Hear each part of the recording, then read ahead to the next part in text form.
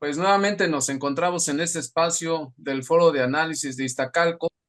En este espacio que es una plática sobre los diálogos o nuestros puntos de vista sobre el tema de conversaciones. Es así nuestro programita que estamos realizando. En esta ocasión tenemos al maestro Fernando Aguilar Avilés y a la compañera, la vecina de aquí de Iztacalco, Silvia Mariñela. En esta ocasión, lo que queremos abordar son dos temas fundamentales para nosotros. Uno es el gobierno de la presidenta Claudia Sheinbaum en este mes de su mandato. Y el otro, pues de cara a lo que estamos viendo con respecto a las elecciones de Estados Unidos. Entonces, la primera pregunta es esa. ¿Cómo ven, maestro, compañera Silvia? ¿Cómo ven la situación o el mandato de la presidenta de México, la doctora Claudia Sheinbaum, en este primer mes de, de trabajos? Bueno, yo empezaría planteando que quizá intentar hacer una evaluación del gobierno a un mes, pues puede resultar un poco forzado. Yo más que una evaluación, en realidad en lo que pensaría es en las pistas que nos comienza a dar el inicio de este gobierno en diferentes ámbitos temáticos y en el propio actuar de la presidenta, ¿no? En ese sentido, yo plantearía ahí al menos tres elementos que quizá podríamos discutir más adelante. Yo creo que una de las primeras discusiones que se presentó en el espacio público previo a la toma de posesión de la hoy presidenta fue este cuestionamiento que en todos los espacios públicos los opinólogos planteaban. ¿Va a romper o no va a romper con el presidente Andrés Manuel López Obrador? ¿Va a ser igual o qué va a haber de distinto? Y yo creo que después de un mes de verla en su desempeño, sobre todo en los espacios públicos como la mañanera, uno puede comenzar a observar que evidentemente, y eso fue tan claro como en su primer discurso en el Congreso, en su toma de posición y después en el Zócalo, era evidente que la doctora no iba a romper con el presidente y que inclusive iba a refrendar de cierta forma la continuidad, ¿no? Entonces me parece que es un tema que podríamos reflexionar. Lo segundo tendría que ver con el propio desempeño de la persona, de la personalidad de Claudia Sheinbaum. Es también evidente que el carisma, la popularidad de Andrés Manuel López Obrador difícilmente va a ser equiparada en mucho tiempo por algún dirigente. Y entonces un poco el cuestionamiento era cómo va a ir construyendo su propia manera o su estilo personal, diría por ahí Daniel Cosío Villegas, de gobernar de esta presidenta. Y a mí me parece que también ahí tenemos ciertas pistas que podríamos ir recuperando. Pero además de estos dos elementos, yo creo que podríamos pensar en al menos tres elementos más que nos permitirán una primera reflexión sobre las pistas, insisto, más que evaluar lo que ha hecho o no ha hecho en un mes un gobierno, eso me parece muy forzado quererlo evaluar, pero sí nos da pistas, ¿no? ¿Cuáles serían esos dos o tres elementos? A mí me parece que un elemento importante tiene que ver con lo que está ocurriendo en el propio partido, en el poder con Morena, con el partido de la presidenta. Yo creo que es importante seguirle la pista a las cosas que están ocurriendo en el partido, desde el ascenso de la joven dirigente María Luisa Alcalde hasta, y con ello, por supuesto, el hijo del expresidente Andrés Manuel López Obrador, hasta las disputas internas, porque también habría que hablar de ello, que de repente podemos observar al interior del partido. Eso nos va a dar una pista porque tendremos que estar dándonos cuenta de cómo está reaccionando la presidenta frente a la organización del partido. Otra pista que nos permitiría ir identificando como pinceladas de lo que puede ser el gobierno de la presidenta es el papel de la oposición. Evidentemente, las elecciones que llevaron a la presidencia a Claudia Sheinbaum, pues dejaron en claro que literalmente se arrasó. Yo lo que hoy observo es una oposición pues prácticamente derrotada, ¿no?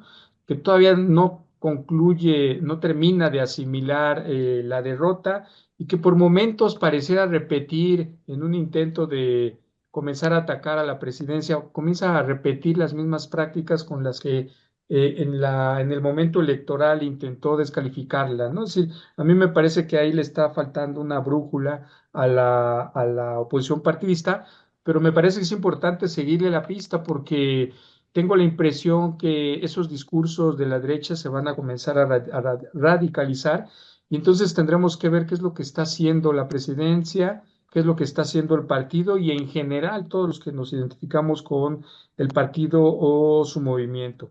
Y otro elemento que me parece que tendríamos que ir identificando para saber qué podemos esperar de este gobierno es la manera en que la presidencia y el partido en el poder se está relacionando con lo que yo llamaría poderes fácticos, ¿no? Quizá ahí en principio pondría el tema sobre la mesa de la Suprema Corte. En una segunda intervención quisiera ahondar en ello, pero si asumimos que esa Suprema Corte que el día de ayer fue literalmente derrotada y con ella el último, digamos, frente de la oposición, me parece que también el posicionamiento que un día antes la presidenta tuvo en torno a la decisión que ayer tomó la Suprema Corte también tendría que darnos pistas de cómo va a estar reaccionando frente a ciertos retos la presidencia. Y terminaría con dos o tres retos más, ¿no? El papel de los militares. A mí me parece que en este México tan pues tan machín y en una institución tan machín, tan de hombres como es el ejército, seguramente la presidenta, perdón, tendrá que sortear ciertos elementos de esa institución tan jerárquica, pero sobre todo tan de hombres, ¿no? No hay mucho en la prensa, no hay mucho que podamos saber sobre cómo es la relación y cómo ha ido construyendo su relación con el ejército, pero yo creo que hay que estarle siguiendo la pista. Y dos elementos más y con eso concluyo esta primera parte. A mí me parece que la manera en la que este gobierno va a comenzar a entretejer su relación con los capitales del país y con los capitales internacionales va a ser importante. Hay quien ha planteado a lo largo de la semana que esa hegemonía frente a la que nos encontramos del partido de Morena puede ser una hegemonía frágil si su relación con ciertos poderes fácticos se rompe y uno de esos poderes fácticos es evidentemente el capital, tanto el capital nacional como los capitales extranjeros. Y finalmente lo que ocurrió también ayer día martes fue un día importante, pues, ¿no? Porque además de que la Corte tomó la decisión de dejar pasar la reforma constitucional del Poder Judicial, pues también nos enteramos, hoy nos amanecimos con la noticia de que vamos a tener por 4 años a Trump.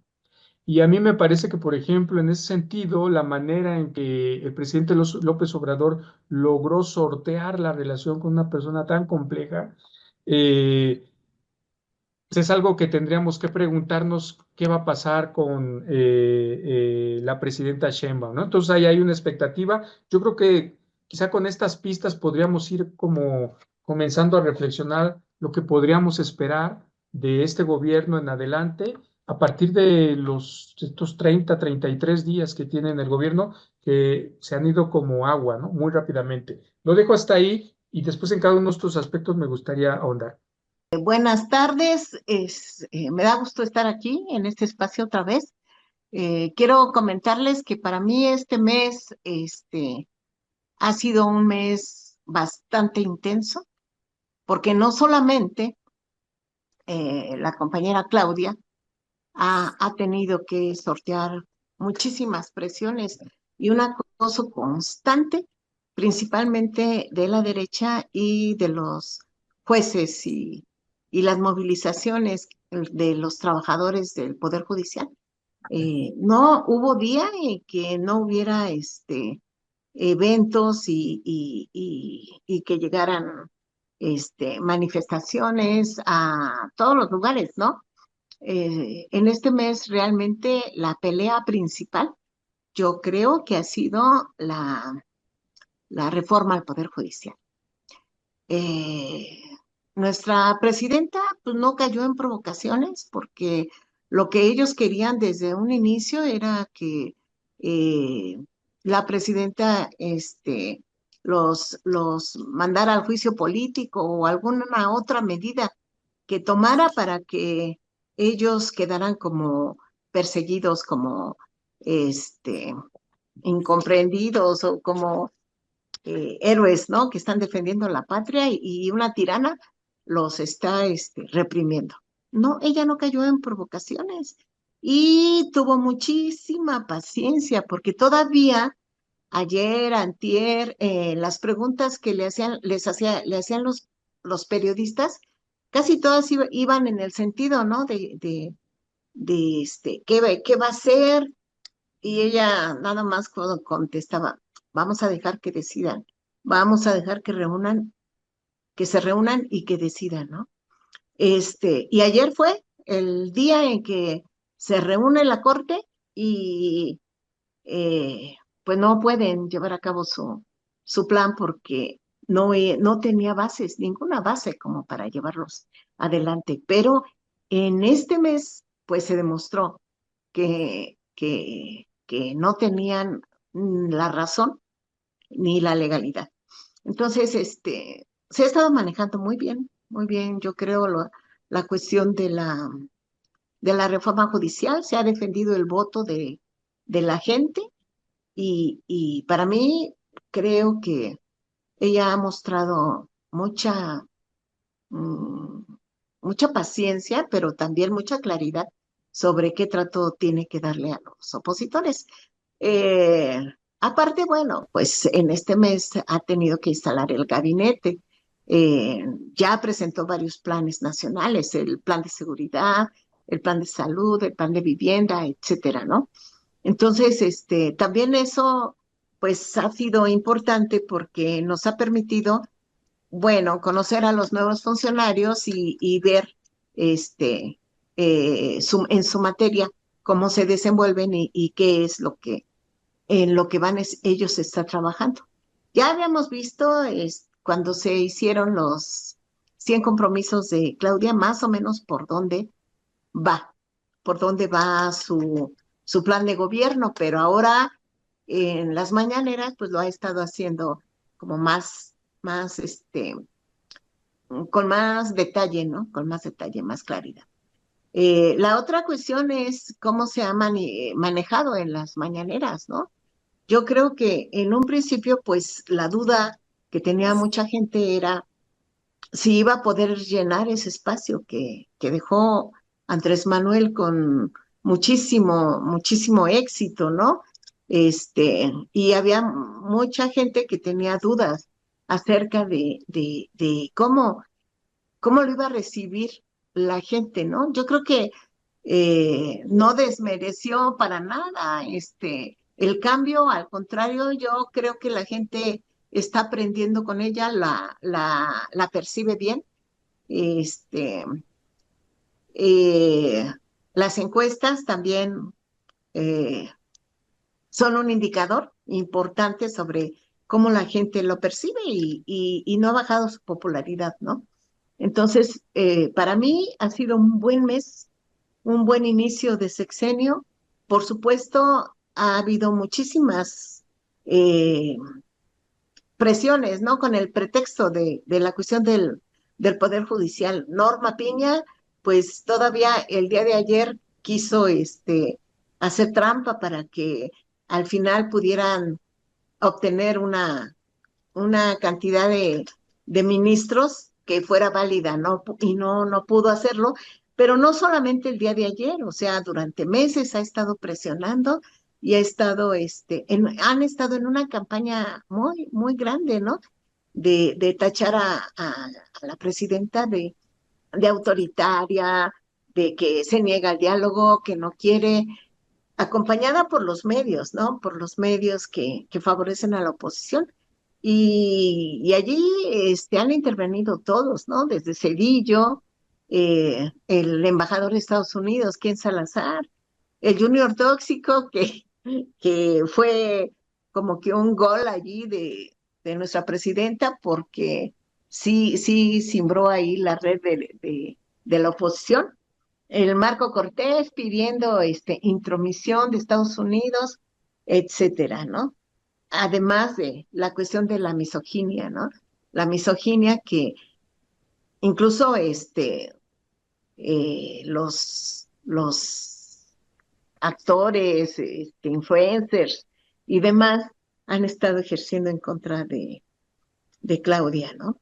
Pero yo he visto que se ha desempeñado bien, ella sigue con sus prioridades, las tiene muy claras, esta cuestión de las mujeres lo tiene muy claro y ha estado avanzando en eso, principalmente en la cuestión de aclarar, aclarar el discurso, ¿no? El discurso que tiene la prensa o que tiene la oposición con respecto a lo que significa ser mujer en la política, ¿no? Y mucho, o sea, la invisibilización de las mujeres, ¿no? El hecho de que no se conozca a las mujeres que han hecho cosas importantes, la doctora Montoya, que fue la primera que pudo estudiar en la universidad, este, la maestra Rita Cetina, que nadie sabíamos que existía, etcétera, ¿no? Entonces a mí me da mucha esperanza esa firmeza en cuestión de defender o dijéramos luchar contra el machismo, ¿no? Y contra el patriarcado. Entonces, muy bien, Claudia. Por lo pronto eso.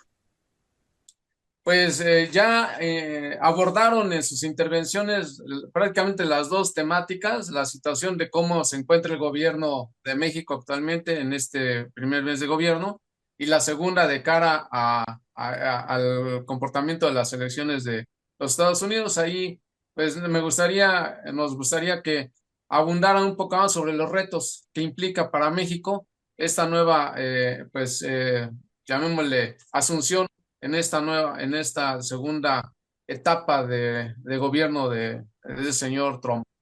Gracias, profe. Bueno, yo, además del asunto del próximo presidente Trump, yo creo que el gobierno tiene muchos retos, ¿no? A mí me parece que, como ya se mencionó hace un momento, yo creo que todo este mes se concentró la discusión pública en la disputa con la Corte, y a mí me parece que eso también como que evitó que el gobierno y la presidenta se desenvolviera de manera más amplia en otros ámbitos, ¿no? Es decir, toda la conversación se centró en la Corte. Afortunadamente, ese asunto ya al parecer ha quedado saldado, ¿no?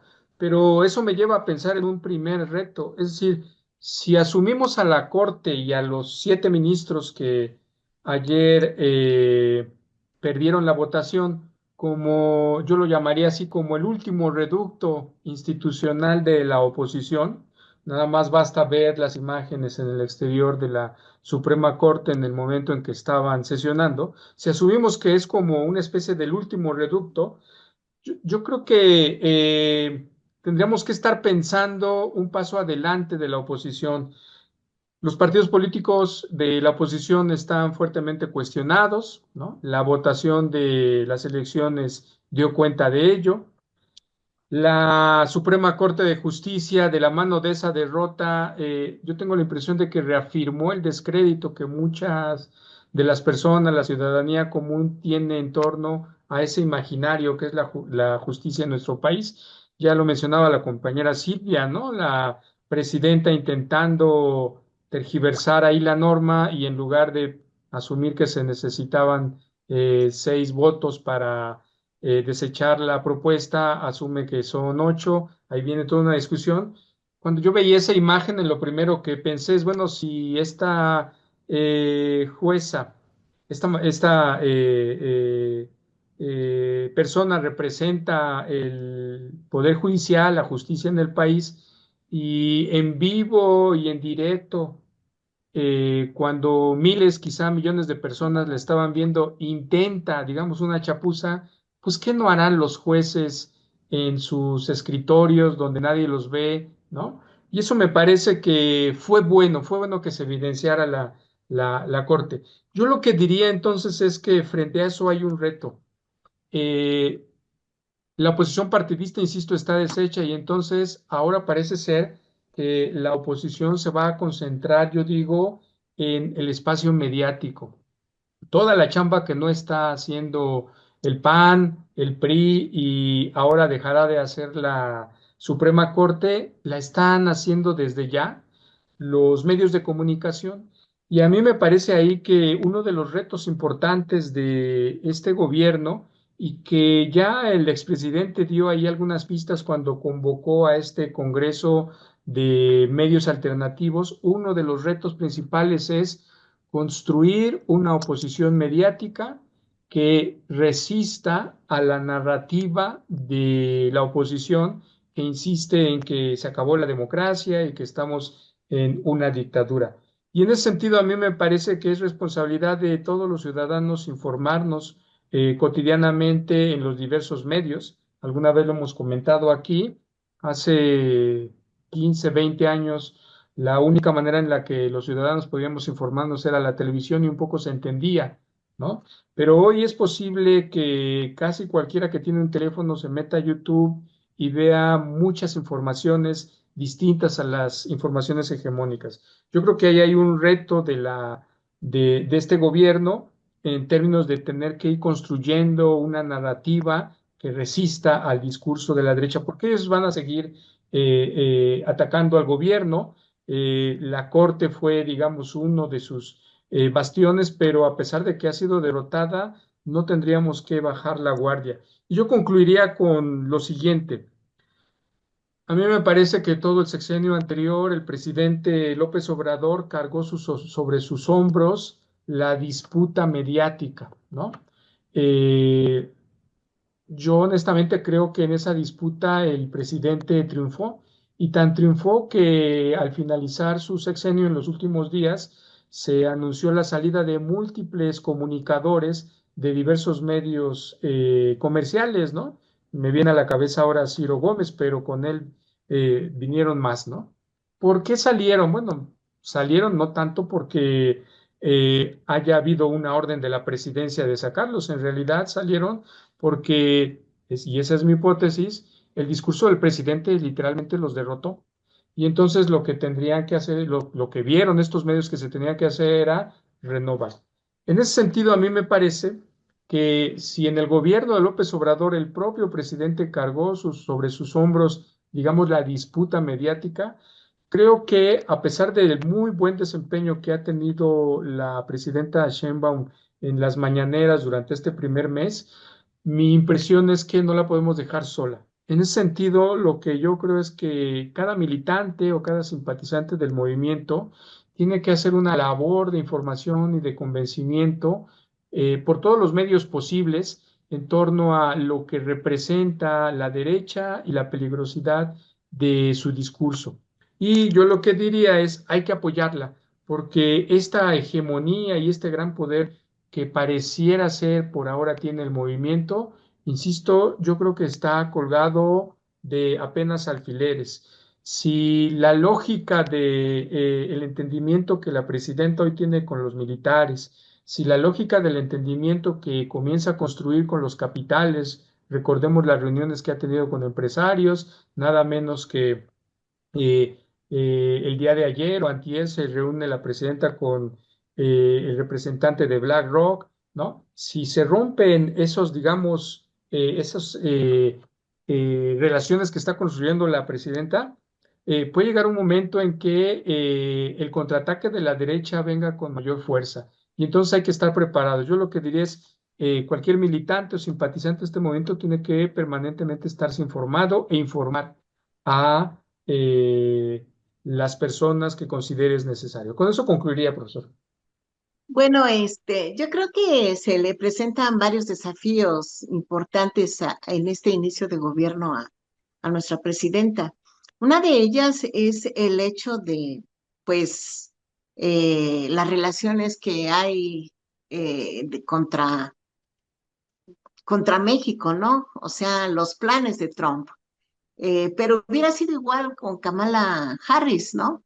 La política de los Estados Unidos allí, tiene más que ver con los consorcios económicos que apoyan a tal o cual presidente, pero finalmente su objetivo es saquear a los pueblos, hacer guerras.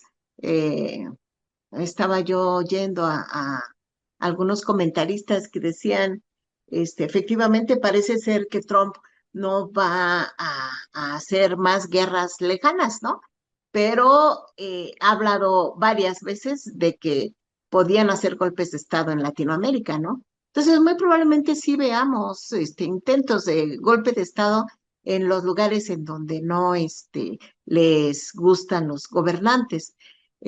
Ahorita en México lo han intentado, pero han encontrado al movimiento social, a la cuarta transformación y a lo que es Morena en su mejor momento, muy, muy fuerte, y no han podido sus intentos rendirles fruto, pero van a seguir, claro, no nos quepa duda que van a seguir con eso. Ahora, pues ya fue la primera amenaza de Trump un día antes de las elecciones, en donde le dice pues que no conoce a la presidenta, pero que le parece una persona muy, muy agradable y que pues le mandaba a decir que si nosotros, México, no íbamos a cumplir con las exigencias que tienen acerca de tener a los migrantes para que no lleguen a su territorio, este, y ellos nos iban a poner sanciones, ¿no? Entonces ya empieza con amenazas, ya empieza con... Claro, se puede decir que todavía estaba en campaña porque fue un día antes de las elecciones. Sin embargo, ya sabemos que es su manera de trabajar de los presidentes de Estados Unidos, ¿no? Tratar de ahorcar a los países económicamente. Recordemos el bloqueo de 60 años que tienen ya los cubanos, ¿no? Y el bloqueo que tienen los venezolanos, etcétera. Eh, Sin embargo, y por eso estuvieron en contra y con intromisiones, digamos, muchos políticos y la prensa de Estados Unidos en contra de que se llevara a cabo la reforma judicial porque pierden un poder muy importante que les ayudaba a ellos a combatir el programa de gobierno de Andrés Manuel, ¿no? Y ahora, pues, obviamente, se quedan sin esa herramienta. Y lo peor es que esto sí puede servir de ejemplo en otros países, en Latinoamérica. Puede ser un ejemplo porque ustedes tienen noticias de casi todos los golpes de Estado que se han dado, por ejemplo, en Perú, en Bolivia y ahorita, digamos, eh, el acoso judicial que tienen contra los gobiernos progresistas. Por ejemplo, en Argentina, contra Kirchner, con Cristina no la dejan que ella pueda ser candidata y la amenazan que la van a meter a la cárcel, etcétera, etcétera, ¿no? Todos los jueces, todos los poderes judiciales en Latinoamérica son tentáculos del poder transnacional, ¿no? Son tentáculos, así como las burguesías que tenemos en los diferentes países en Latinoamérica, son tentáculos del gran capital, son tentáculos del imperio del dólar, se diría, ¿no? Entonces, el hecho de que ellos estén perdiendo esa posibilidad en un país como México, sí se va a extender el mal ejemplo. Yo no creo que aunque ahorita ya se les derrotó, ya no tienen dónde asirse en la cuestión legal, no creo que sea el último intento que hagan tanto el Poder Judicial como la derecha y como los intereses de las grandes empresas que tienen aquí y de el gobierno de Estados Unidos, porque lo que más ambiciona es quedarse con los recursos naturales, no solamente de México, ¿no? Sino de toda América Latina, que son muchos recursos naturales y que ellos han estado aprovechando durante muchos años. Entonces no quieren que los países sean soberanos y van a arreciar. Por eso es importante lo que decía el compañero Fernando. Es muy importante que nos mantengamos unidos y apoyando a nuestro gobierno, a nuestra presidenta, porque ahorita México es punta de lanza en la lucha de los pueblos de Latinoamérica para enfrentarse a esta política de los Estados Unidos, ¿no? Entonces, tenemos que estar allí, tenemos que apoyar y yo confío en que pues esto ya no lo van a parar, o sea, lo van a intentar, pero en cuanto se nombren los nuevos jueces, etcétera, vamos a estar en otra condición. Y nuestra presidenta va a tener mucho más margen para gobernar y para sacar adelante el proyecto de gobierno. Bueno, eso por lo pronto. Y muchas gracias y por vernos. Y esta labor que nosotros hacemos es precisamente para eso, para que acompañemos a nuestro gobierno y los invitamos a todos para que en la medida de lo posible podamos informarnos y podamos difundir eh, cada quien su punto de vista sobre lo que pasa en el país, porque ahora México ya es diferente y ahora la política ya está al alcance de todos. Bueno, pues buenas noches y hasta luego.